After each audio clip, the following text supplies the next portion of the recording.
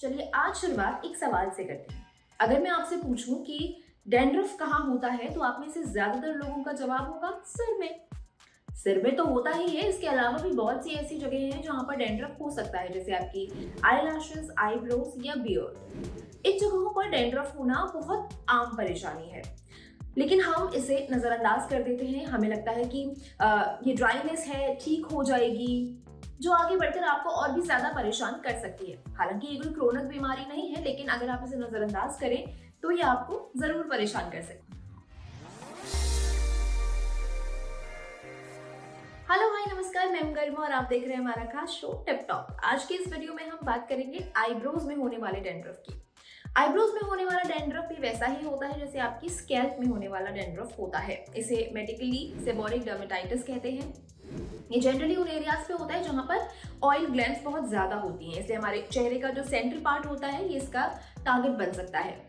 Eyebrows की care पर हम बहुत ज्यादा ध्यान नहीं देते हैं, जिस वजह से डैंड्रफ होने के चांसेस बहुत ज्यादा हो जाते हैं और कई बार ये इतना क्रोनिक हो जाता है कि आपके आईब्रोज के बाल तक झड़ सकते हैं।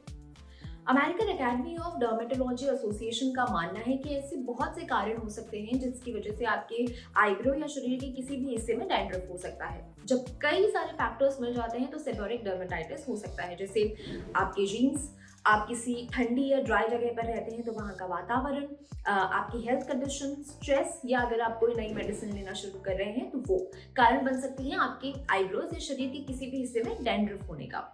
इसके अलावा अगर आपने कोई नया शैम्पू या नया कंडीशनर इस्तेमाल करना शुरू किया है और वो आपको सूट नहीं कर रहा है तो वो भी आपके आईब्रोज या शरीर के किसी हिस्से में ड्राइनेस यानी कि डैंड्रफ कर सकता है।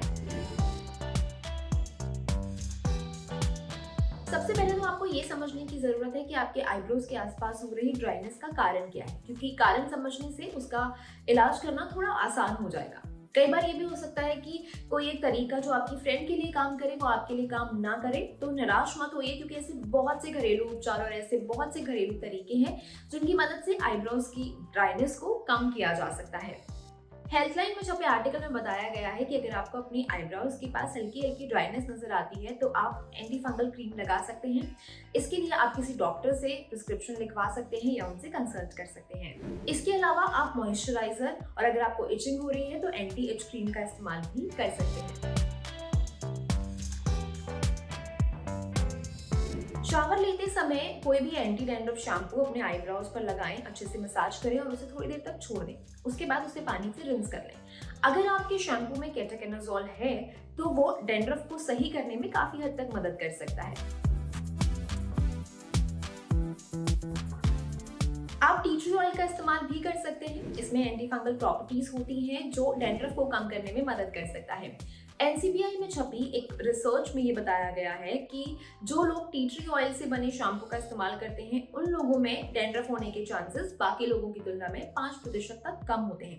अब आपको इसका इस्तेमाल कैसे करना है? आपको एलोवेरा जेल में कुछ बूंदें टी ट्री ऑयल की मिलानी है और उसकी अच्छे से अपनी आईब्रोज पे मसाज करनी है। शुरुआत में आप इसे ऑल्टरनेटिव डेज में यानी कि एक दिन छोड़कर लगा सकते हो। जैसे जैसे आपको लगे कि हाँ अब डैंड्रफ कम होता जा रहा है तो आप इस गैप को बढ़ा सकते हैं। नीम ऑयल में एंटी फंगल प्रॉपर्टीज होती हैं जो स्किन के कई तरह के इन्फेक्शन को कम करने में मदद कर सकती हैं। इसलिए अगर आपको आईब्रोज पे डैंड्रफ नजर आ रहा है तो नीम ऑयल आपकी मदद कर सकता है। लेकिन आपको एक बात याद रखनी है कि आपको अकेले नीम ऑयल अपनी आईब्रोज पे नहीं लगाना है। आप इसे नारियल के तेल के साथ मिलाकर लगा सकती हैं। 5 बूंद नारियल के तेल में आपको 2 बूंद नीम के ऑयल की मिलानी है और उसके बाद इसे अपनी आईब्रोज पे अच्छे से मसाज करके छोड़ दीजिए। इसे रात भर रहने दीजिए और सुबह उठकर आप इसे रिंस कर सकती हैं। ये सिर्फ डैंड्रफ ही दूर नहीं करेगा बल्कि आईब्रोज के बालों को भी घना बनाएगा। कच्चा दूध आपकी स्किन और बालों दोनों के लिए फायदेमंद होता है। आप कच्चे दूध में कुछ बूंदे शहद की मिलाएं और उससे अच्छे से अपने आईब्रोज की मसाज करें। उसके बाद 10 मिनट तक छोड़ दें और अपने चेहरे को धो लें। अगर इनमें से कोई भी तरीका या कोई भी घरेलू उपचार आपकी मदद नहीं कर रहा है और आपके आईब्रोज का डैंड्रफ कम नहीं हो रहा है तो आपको तुरंत जाकर डॉक्टर से मिलना है और उन्हें अपनी कंडीशन बतानी है। हो सकता है ये किसी अंडरलाइन हेल्थ कंडीशन की निशानी हो, सो आप तुरंत जाकर डॉक्टर से मिलें। आप किस और टॉपिक पर चाहते हैं कि हम वीडियो बनाएं वो भी हमें कमेंट करके जरूर बताइएगा। खुश रहिए, स्वस्थ रहिए और देखते रहिए ऑल टाइम। Bye bye.